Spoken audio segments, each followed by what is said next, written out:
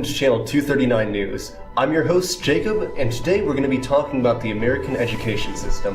We'll now go live to Elijah on the scene. Hello everyone, I'm Elijah. But now, on to our next topic of education, college. Should it be free? Are we better off as we are now? Let's find out. We'll now go live to Elijah on the scene. Some people argue that college should be free, while others say it should be cheaper. And others like it the way it is. That's why I've interviewed people on the streets so that I could find out what their opinions are. What's your opinion on college debt? There's 1.5 trillion in total student loan debts, man. That's way too high. Excuse me, sir. Can I ask you a question? Yeah, what is it? How can I help you? What's your opinion on college debt? There are way too many people facing it right now. Do you know over 3 million senior citizens are still paying off student loan debts today? I did not know that, but it's very interesting. Excuse me, ma'am. Let me ask you a question. Yes, what can I do for you? What's your opinion on college debt? The problem I see with college debt is that many students who go to college don't even finish college. So that means that they aren't getting the better education they need to pay off the debt that they already incurred. That's a very interesting opinion. I'm now going to a more middle-class part of the neighborhood. Excuse me, sir. Let me ask you a question. Yes, what can I do for you? What's your opinion on college debt? College debt is a major problem that millions of Americans are facing today. Do you know that over 45 million Americans are affected by it? And the average debt between each and every one of them is $37,000. $37,000? That's a lot of money. Excuse me, sir. What's your opinion on college debt? Well, my opinion on college debt is that for college to be free, the taxes must be raised, and that benefits no one as we'll all be paying more. Plus, students won't be trying nearly as hard if everyone's able to go to college. That was a very interesting opinion, sir. Why, thank you. I'm joined today by Ms. Coster, a teacher at Kankakee Valley High School, who currently has a daughter in Golden College. So what's your opinion on the whole free college movement? Okay, so I'm torn. I know that some schools like Purdue University has the Boiler Affordability Grant, where if you make under $100,000 a year as a family, that your child doesn't pay tuition.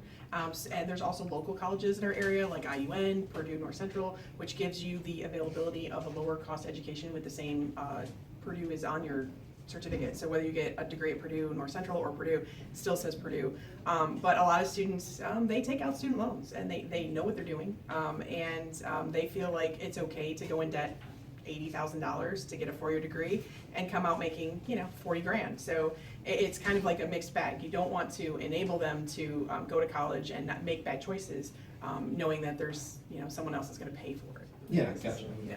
So following along that same line, has student loan debt affected you at all, like with your daughter or anything like that, or have you found another way?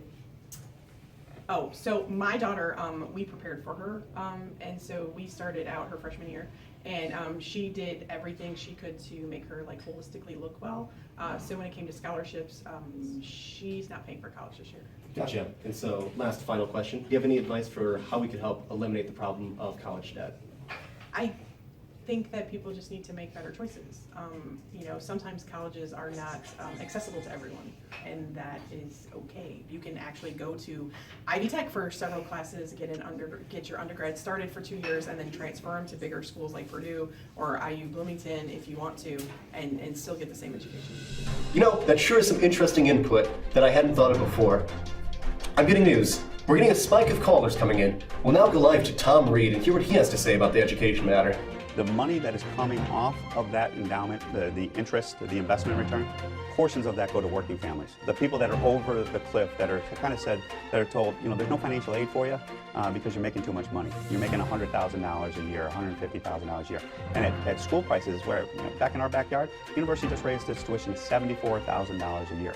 I don't know how, making $100,000 for a family of 4, someone can afford $74,000 for one of their children to go to school. All right, ladies and gentlemen, we're now running short on time, so we're only going to be taking one more caller. We'll now go live to Doug Jones and hear what he has to say about this matter. Especially a significant debt can force graduates to put off other major life steps like buying a house or car, having children, getting married, investing in a business as an entrepreneur. The burden of debt can literally change the course of a young person's life and guide their decisions for decades. So there you have it. If you make college more affordable, it will benefit those in need. It will lower the national college debt of $1.5 trillion and give opportunities to those who have never been given a chance. Not so fast. Let's not forget some of the downsides, like how graduation rates would likely decline, taxes will likely go up for everyone, not just the rich, and even the rich would get to access to the benefits that they don't need. Overall, the decision of whether college should be free is a tough one to make, and it's up to you, the viewer, to decide. But that sure is a lot of interesting stuff to consider. I'm now getting word that we've run out of budget, so we'll now go live to Elijah on the scene.